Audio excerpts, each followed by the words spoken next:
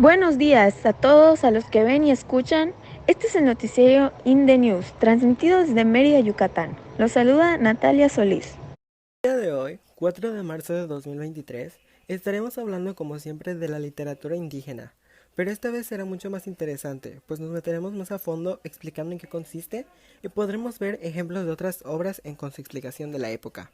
Exacto, como ya lo dijo mi compañero, les hablaremos a profundidad de la literatura indígena con el objetivo de difundir y darle más importancia a esta bella forma de leer y sobre todo aprender, pues forma parte de varias culturas que aún existen en México. Comenzamos con lo más importante y ¿qué es la literatura indígena?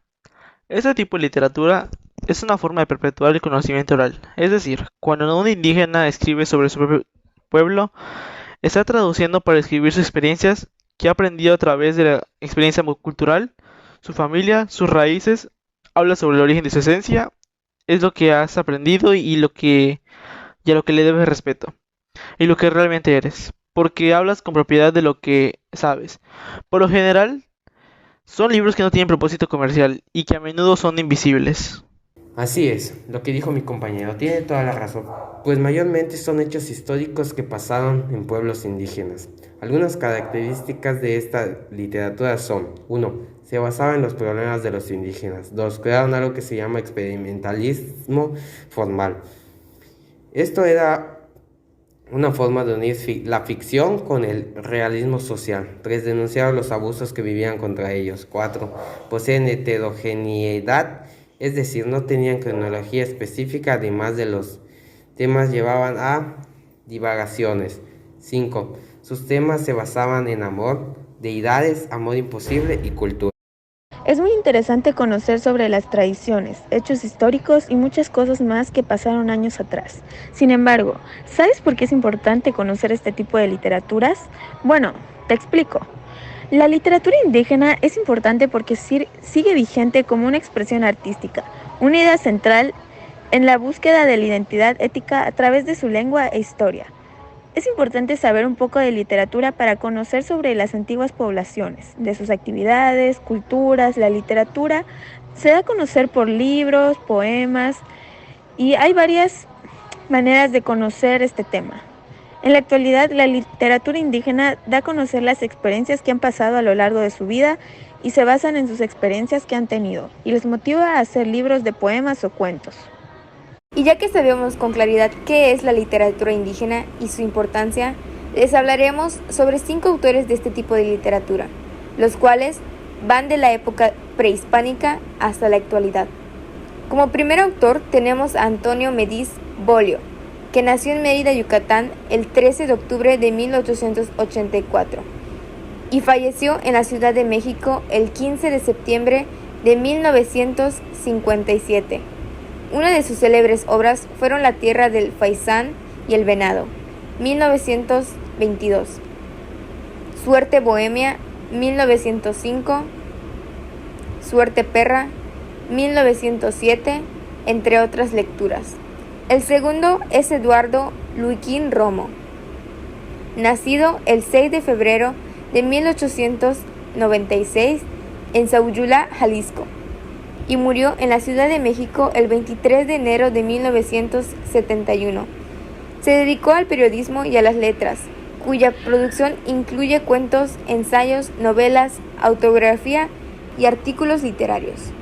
El tercer autor es Andrés Enestrosa Morales, nacido en la ciudad oaxaqueña de San Francisco de Ixhuatán, un 30 de noviembre de 1906. Desarrolló ensayos, artículos y relatos, dispersos en revistas y periódicos, pues comenzó a escribir las leyendas y fábulas de su tierra zapoteca, como en su libro Los hombres que dispersó la danza, 1929.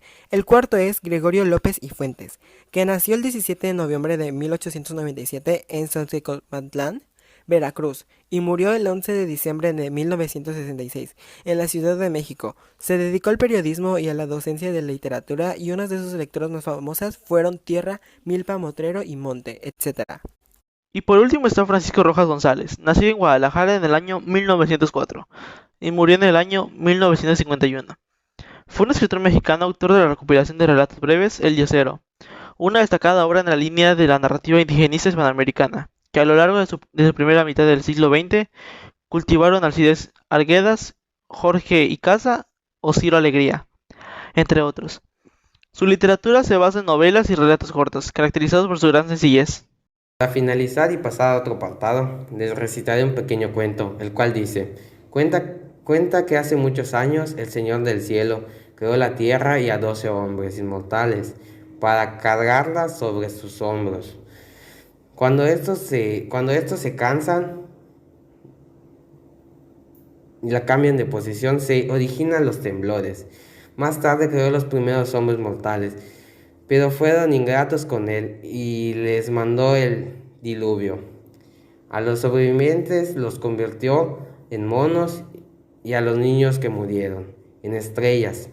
Creó entonces a los primeros padres, quienes se multiplicaron y poblaron nuestro hogar. Fue así como comenzó la vida en la tierra. Así lo cuentan. Podemos ver que nos cuenta cómo los choles creen que se dio el origen a vida. Como lo conocemos, pues nos dice que el Señor del Cielo mandó el diluvio, tras crear la tierra y a los primeros hombres. Así nacieron las estrellas y nuestros primeros padres. Cámbiale sabor al día con el nuevo té Fresca que Industrializadora del Campo trae para ti en sus sabores frambuesa, limón y melocotón. Consíguelo en tu tienda más cercana. A continuación, le mostraremos el poema Un recuerdo que dejó, de Netzahualcóyotl, el cual es bastante interesante y estaremos analizándolo con cautela, pues le hablaremos de las emociones y sentimientos que este transmite, así como los hablantes y oyentes líricos que este tiene.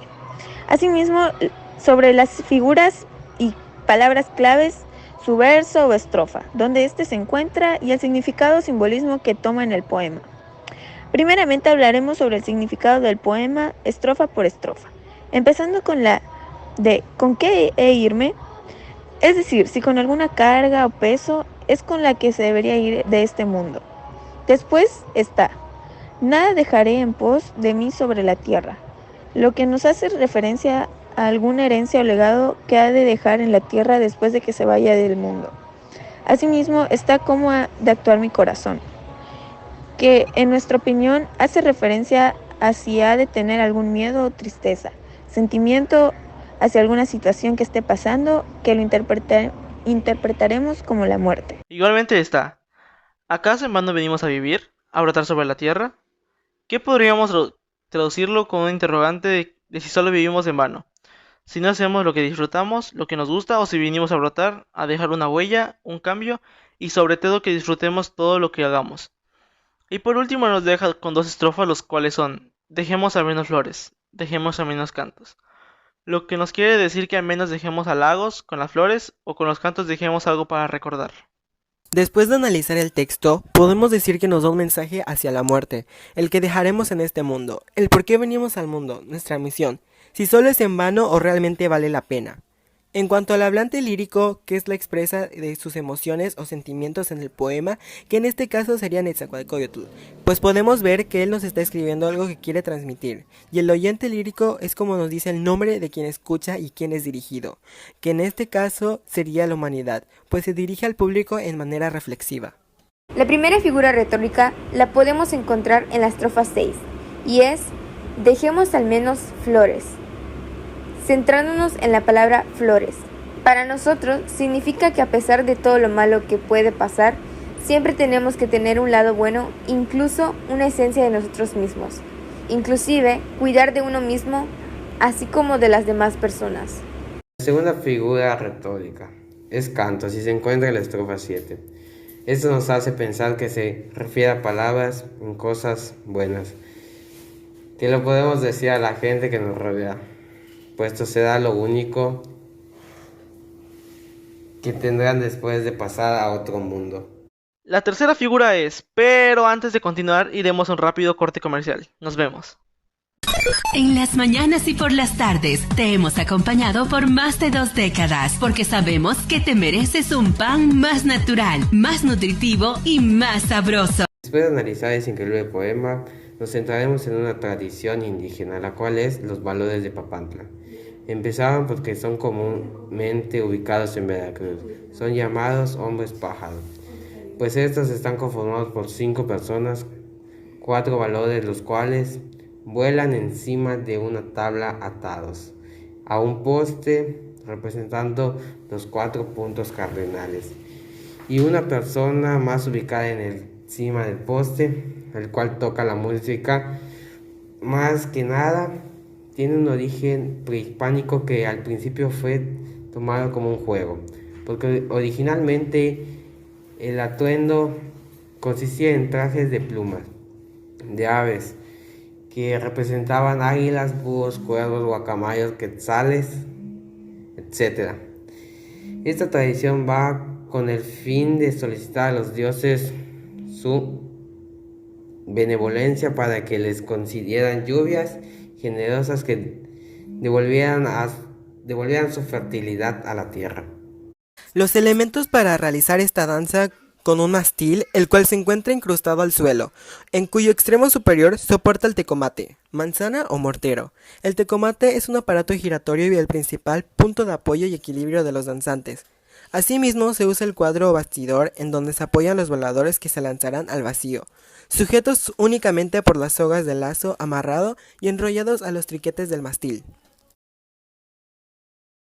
En cuanto a la vestimenta de los danzantes, es peculiar, pues todo lo que llevan puesto tiene un significado para cada ceremonia.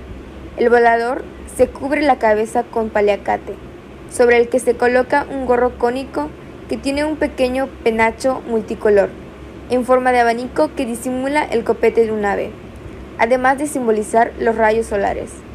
También es uno de los largos listones de colores se deslizan por la espalda del danzante, disimulando el arco iris que se forma después de la lluvia. El resto del tocado está adornado con flores de diversos tonos, símbolos de la fertilidad de la tierra. En el hombro derecho, en la dirección diagonal sobre el pecho y la espalda, penden 2 medios círculos de la tela o terciopelo rojo que representan las alas de los pájaros.